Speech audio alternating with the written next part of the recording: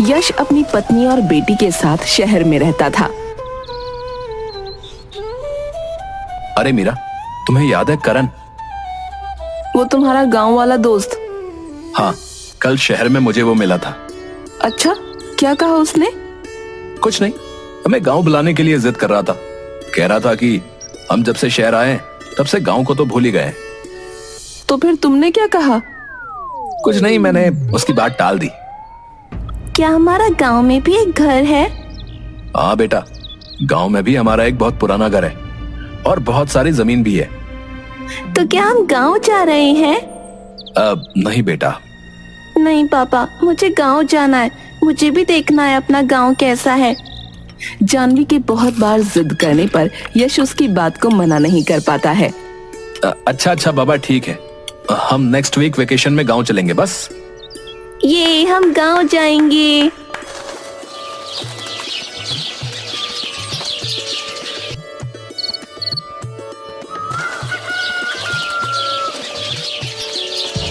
अगले सप्ताह यश और उसका परिवार गांव के लिए निकल जाता है पापा, ये अपना गांव है?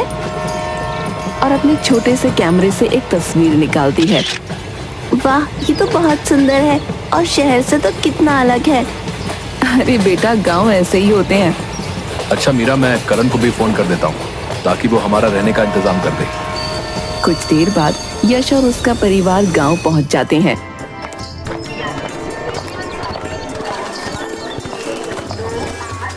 अरे यश, अरे तू तो शहर जाकर जैसे सब कुछ भूल ही गया रे।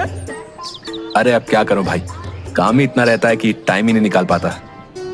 मैंने तेरे रहने का इंतजाम जो है अपने घर पर ही किया है। अच्छा, जैसे ही हवेली की साफ सफाई हो जाएगी तुम्हारा सामान वहां पर रखवा दूंगा, ठीक है? फिर यश उसकी पत्नी और बेटी जानवी के साथ घर में चले जाते हैं। शाम को जब सब लोग बैठे होते हैं तब एक नौकर दौड़ा हुआ उनके पास आता है। अरे मालिक वो अरे इतना घबराए हुए क्यों हो भाई?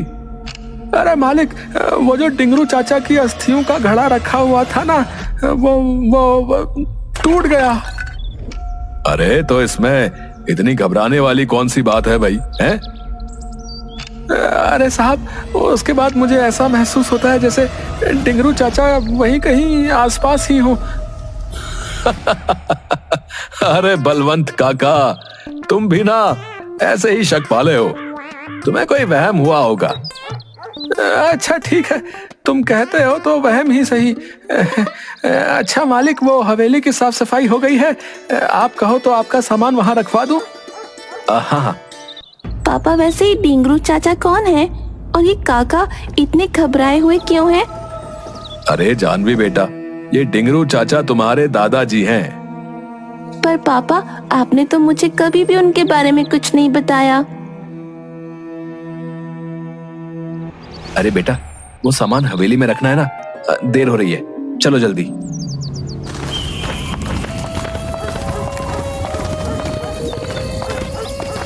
हवेली पहुंचते ही उन्हें एक अजीब सा एहसास होता है। अरे वाह, इतना बड़ा घर, मैं पूरा घर देखकर आती हूँ। अरे आराम से। हवेली तो बिल्कुल वैसी ही है जैसे 8 साल पहले थी। हाँ बिल्कुल करण भैया, आपने तो हवेली का बहुत अच्छे से ध्यान रखा है। अरे भाभी, सिर्फ हवेली का ही नहीं, मैंने आपकी जमीन और बगीचों का भी बहुत अच्छे से ख्याल रखा है। हाँ पता है, तभी तो गांव की सारी जिम्मेदारी तुझे सौंपकर मैं शहर में आराम से रह रहा था। जानवी घूमते हुए उस कमरे में पहुंच जाती है जहाँ पर उसके दादाजी की अस्थियां थीं। अरे ये क्या है? लगता है बलवंत चाचा इन्हीं अस्थियों के बारे में बात कर रहे थे। बलवंत चाचा भी ना बच्चों की तरह डरते हैं। अब देखो, मैं डर रही हूँ क्या? नहीं ना।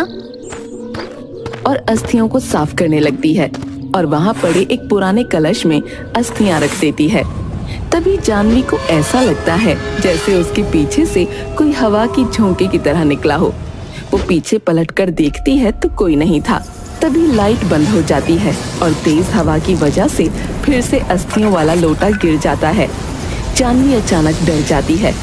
Mummy, mummy! बेटा जहाँ हो वहीं खड़ी रहना, हमारे हैं ऊपर। जानवी वहीं खड़ी रहती है। अचानक बिजली कड़कने लगती है और जानवी जब खिड़की की तरफ देखती है तब उसे कोई सिगार फूंकते हुए दिखाई देता है। जानवी डरते हुए उसके पास जाती है। कौन? तब तक मीरा और यश भी वहां पहुंच जाते हैं और कमरे का दरवाजा खोलता है। जानवी मीरा के गले लिपट जाती है। जानवी बेटा तुम डरो मत। तब तक लाइट भी आ जाती है। माँ मैंने वहाँ किसी को देखा। जानवी को ऐसे घबराया देख क्या हुआ बच्चा, तुम इतनी घबराई हुई क्यों? पापा वो। क्या हुआ? अरे कोई भी तो नहीं है वहाँ। जानवी वहीं पर बेहोश होकर गिर जाती है। जानवी बेटा, क्या हुआ तुम्हें? लगता है इतनी दूर के सफर से थक गई होगी। यश जानवी को उठाकर उसके कमरे में जाकर लिटा देता है। इसे थोड़ी देर आराम करने देते हैं। तुम दोनों भी थक गए होगे तो जाकर आराम करो। अगर किसी चीज की जरूरत पड़े तो मुझे बुला लेना। अच्छा। करण वहां से चला जाता है और मीरा और यश भी अपने कमरे में जाकर आराम करते हैं। रात के 9 बजे जानवी को होश आता है। तब वो देखती है कि डिंगरू चाचा उसके सिरहाने बैठे हैं और उसके माथे को सहला रहे हैं। जानवी उन्हें देखकर डर जाती है। आप? तभी मीरा वहां पर आ जाती है। अरे जानवी बेटा क्या हुआ? मम्मी। हाँ क्या हुआ बेटा? मम्मी मुझे यहाँ नहीं रहना, मुझे घर जाना है। नहीं बेटा ऐसे नहीं रोते। और उसके साथ वहीं सो जाती है। अगली सुबह करण फिर से यश की हवेली पर आ जाता है। ये चिलगोजा यहाँ पर क्या कर रहा है? ये कौन है और ऐसे कैसे बोल रहे हैं अंकल को? अरे जानवी बेटा, अब तुम्हारी तबीयत कैसी है? अब ठीक है अंकल।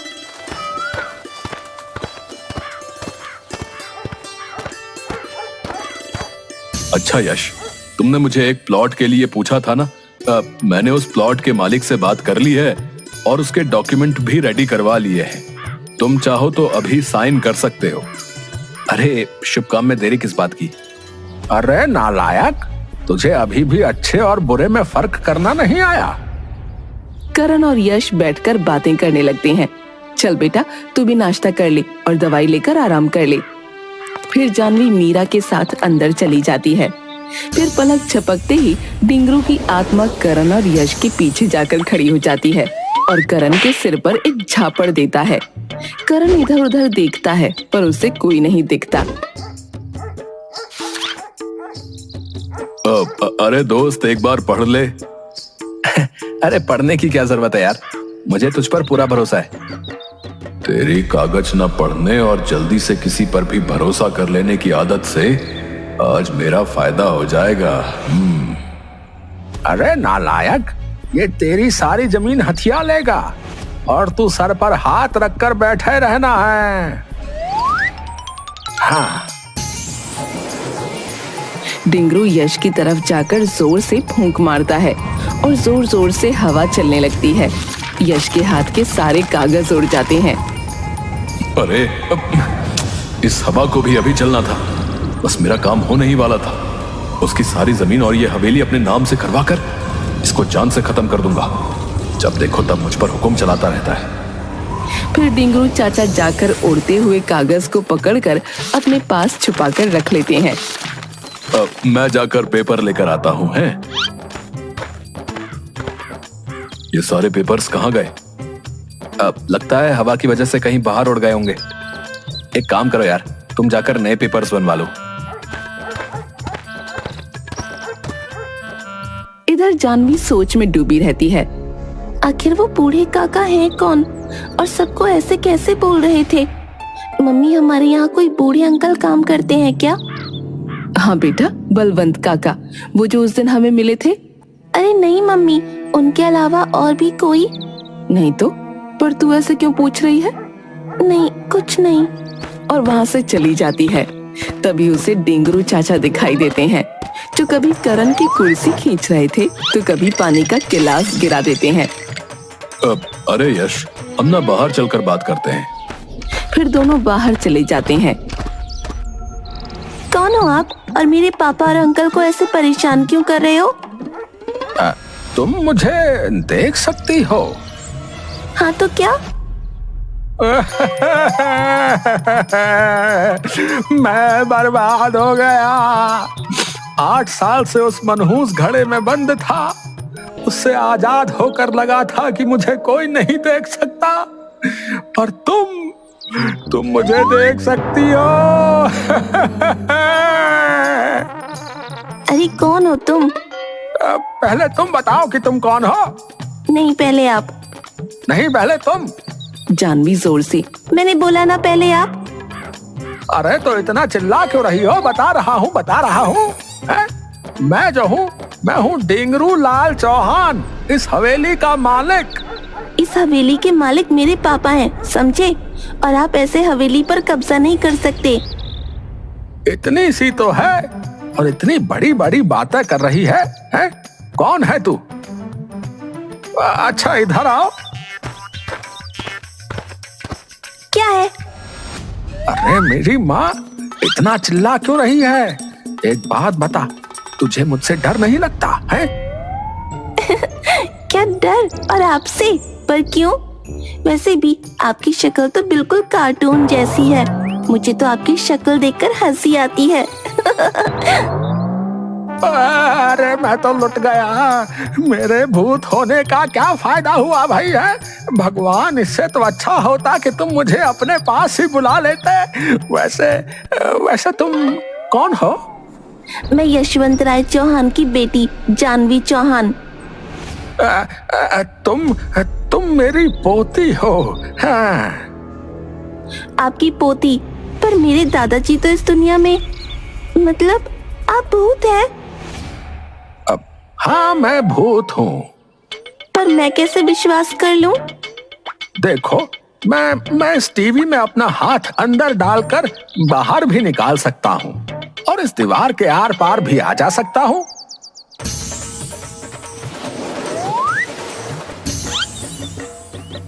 क्या आप सचमुच मेरे दादा के भूत हो? पर आपकी फोटो तो नहीं है, और आप भूत कैसे बने? बेटा, जब इंसान की मौत समय से पहले हो जाती है, तब वो भूत बनकर भटकता रहता है। तो फिर आप मरे कैसे?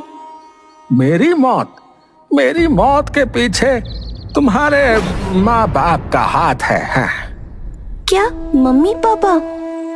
हाँ, उन दोनों की वजह से ही मेरी आत्मा आज भटक रही है। उन दोनों ने जमीन के कागजात पर दस्तखत करवा लिए और फिर मुझसे गलत सलूक करने लगे। तेरी माँ ये मुझसे घर का काम करवाती और खाना भी नहीं देती, और बीमार होने पर मेरा इलाज भी नहीं करवाते। एक दिन जब तुम्हारे मामा और मामी आए, तब मैंने उनसे पहले खाना खा लिया। इस बात से गुस्सा होकर तेरी मम्मी ने मुझे घर से बाहर निकाल दिया। मैं 10 दिन तक भूख से तड़प तड़प कर मर गया बेटा। और ये तो कुछ भी नहीं, मरने के बाद इन्होंने मेरी अस्थियां तक विसर्जित नहीं की। मेरे मरने के 1-2 दिन बाद ही ये गांव छोड़कर चले गए। डिंगरू की बात सुनकर जानवी की आंखों में आंसू आ जाते हैं। मम्मी पापा ने आपके साथ ऐसा किया, मुझे यकीन नहीं होता। अच्छा, वैसे मुझे एक बात बताइए, आज जब करण अंकल प्लॉट के पेपर लेकर आए थे, तब आप पापा को साइन करने से क्यों रोक रहे थे? क्योंकि ये किसी प्लॉट के पेपर्स नहीं थे, ये हमारी जमीन और हवेली के कागजात थे, जिसे ये करण अपने नाम करवाना चाहता है। इसने मुझसे भी बहुत बार जालसाजी करने की कोशिश की थी, पर मेरे सामने टिक नहीं पाया। पर तेरा बाप ये उसके झांसे में फंस गया और उसे अपना दोस्त बना लिया, और ये आस्तीन का सांप उसे बेवकूफ बनाकर मालिक बनना चाहता है। तभी तो ये तेरे बाप की दुम बनकर फिरता रहता है। जानवी मुंह पर हाथ रखकर हंसती है। तुम्हारा बाप ऐसे नहीं मानेगा। इसके खिलाफ हमें कोई ठोस सबूत जमा करना पड़ेगा। वो सब छोड़िए, पर पहले आप मुझे अपना गांव दिखाइए। ठीक है, चलो मेरे साथ। हाँ, 1 मिनट, मुझे अपना कैमरा भी साथ में लेने दीजिए। फिर डिंगरू चाचा और जानवी दोनों गांव घूमने निकल जाते हैं। उन्हें आते हुए शाम हो जाती है। रास्ते में करण का घर आता है। डिंगरू वहीं रुक जाता है। अरे क्या हुआ दादाजी, आप रुक क्यों गए? बेटा तू यहीं रुक, मैं अभी आता हूँ।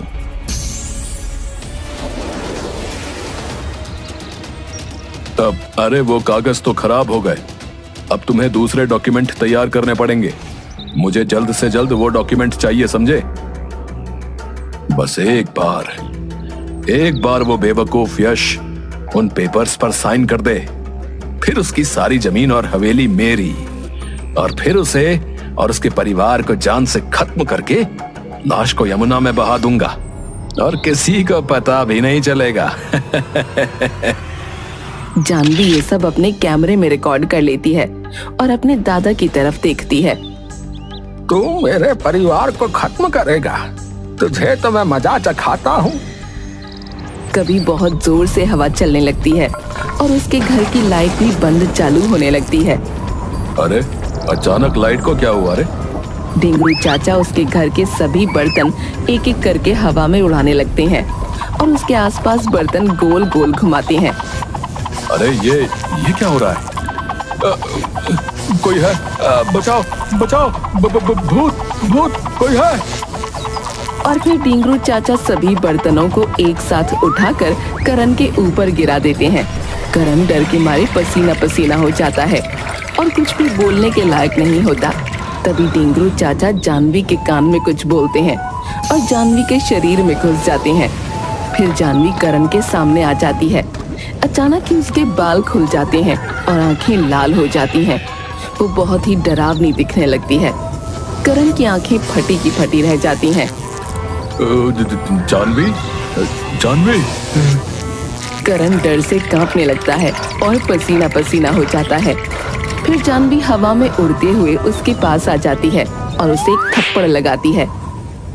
तू मेरे परिवार को मारना चाहता है, मेरी हवेली और जमीन हथियाना चाहता है। मुझे माफ कर दो। माफ कर दूं ताकि तू मेरे परिवार की जान ले ले। और फिर उसका सर जोर जोर से दीवार पर ठोकने लगती है। बोल, अपनी गलती कबूलेगा कि नहीं? ठीक है, मैं अपनी गलती सबके सामने मानने के लिए तैयार हूँ और आगे से कभी किसी के साथ धोखा नहीं करूंगा, पर मुझे माफ कर दो। जानवी से मार मार कर उसकी हालत अधमरी कर देती है।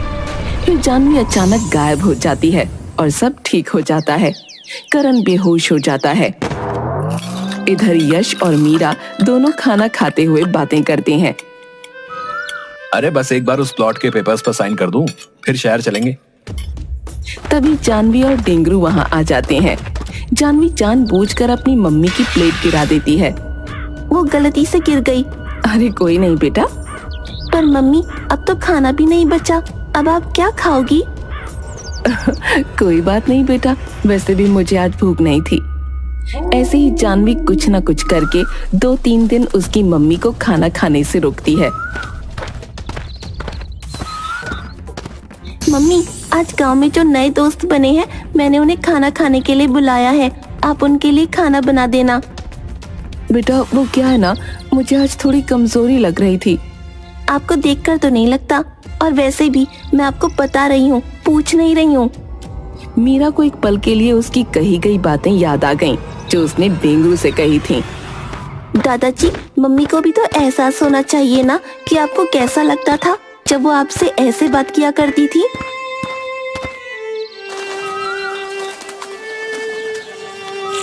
मीरा सभी के लिए स्वादिष्ट खाना बनाती है। भूख के कारण उसे चक्कर आ रहे थे। फिर मीरा थोड़ा सा खाना प्लेट में लेकर खाने लगती है। जानवी उसे देखकर उसकी प्लेट फेंक देती है। ये खाना मैंने मेरे दोस्तों के लिए बनवाया था, आपके लिए नहीं। बेटा बहुत सारा खाना बचा है, तुम्हारे दोस्तों का काम हो जाएगा। तभी यश वहाँ आ जाता है। जानवी, ये कोई तरीका अपनी मम्मी से बात करने का? अच्छा, तो जब मम्मी दादाजी से ऐसी बात करती थी तब तो आपको उनका तरीका गलत नहीं लगा था? मीरा और यश दोनों चुप हो जाते हैं। आप दोनों ने दादाजी के साथ कितना बुरा सलूक किया था, लेकिन वो मरने के बाद भी आप दोनों की फिक्र करते हैं। यश और मीरा दोनों एक दूसरे की तरफ देखने लगते हैं। और जिसे आप अपना सबसे अच्छा दोस्त समझते हैं वो तो आ डिंगरू की तरफ देखती है। आस्तीन का सांप। हाँ, वो तो आस्तीन का सांप है। फिर जानवी उन्हें अपने कैमरे की रिकॉर्डिंग दिखाती है। तभी करण हाथ पैर में पट्टी बांधे वहां आ जाता है।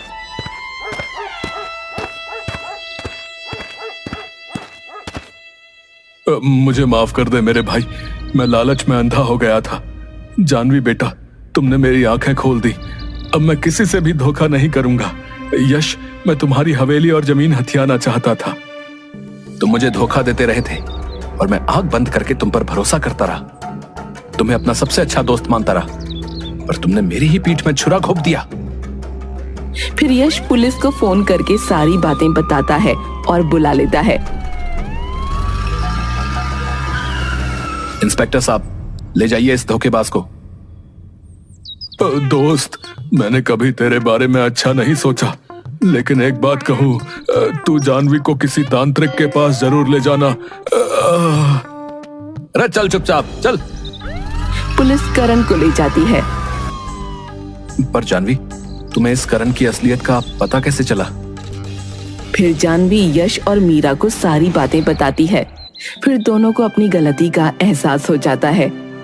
बापूजी, हमें माफ कर दीजिए। मैं दिल से आपसे माफी मांगता हूँ। हाँ बापूजी, जब जानवी मेरे साथ ऐसा बर्ताव कर रही थी तब मुझे समझ आ गया कि आपको मेरे ऐसे व्यवहार से कितना बुरा लगता होगा। हो सके तो मुझे माफ कर देना।